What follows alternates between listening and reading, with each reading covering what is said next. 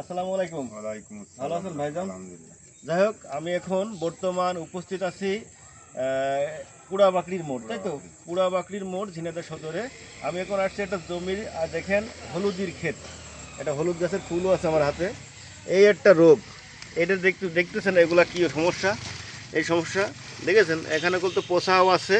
পাশাপাশি এই যে যে জিনিসটা আমি এখন দেখাতে যাচ্ছি, এইটার মূল কারণ হলো এর গাছের গোড়ায় কিন্তু পোকা আছে।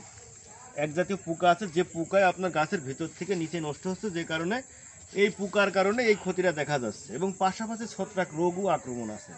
তাই আপনারা পোকার জন্যে বায়ারের যেটা সলিউশন আছে, 2.5 ডেসিস ব্যবহার করতে পারেন। কারণ এই সময় এই বয়সে দানাদার ওষুধ আর ব্যবহার করা তেমন একটা সম্ভব হয় না।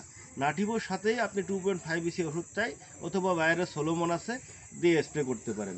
তাহলে আপনার এই রোগটা থেকে আপনার কিছুটা হলেও আপনি নিরাময় পাবেন। এখন আমি যে এই গ্রামে আইছি ভাই, আপনার তো হলুদ আছে নাকি? আপনার নামটা কি একটু বলেন? আবু কালাম আজাদ। আপনার হলুদ আছে কতটুকু? 10 কাঠা। 10 কাঠা, মানে 10 কাঠা মানে 23 শতক। আমাদের এই অঞ্চলে বিশেষ করে হলুদ চাষই হয় না। সেই তুলনায় এখানে 10 কাঠা চাষ মানে পর্যাপ্ত চাষ। যাই হোক, আম, এই রোগের জন্যই আপনারা চেষ্টা করবেন সবসময় বায়ারের নাটিভো, মনে করেন 10 লিটারে 6 থেকে 8 গ্রাম করে, 6 গ্রাম। আর আপনার সোলোমন দেবেন 10 লিটারে 10 মিলি করে দিয়ে আপনি ভালো করে স্প্রে করবেন, দেখবেন এই জাতীয় সমস্যাটা কেটে যাবে। এবং পাশাপাশি ভাইয়ের নাম কি ভাই? মিলন ভাই, আমার সাথে থাকার জন্য ধন্যবাদ জানাচ্ছি।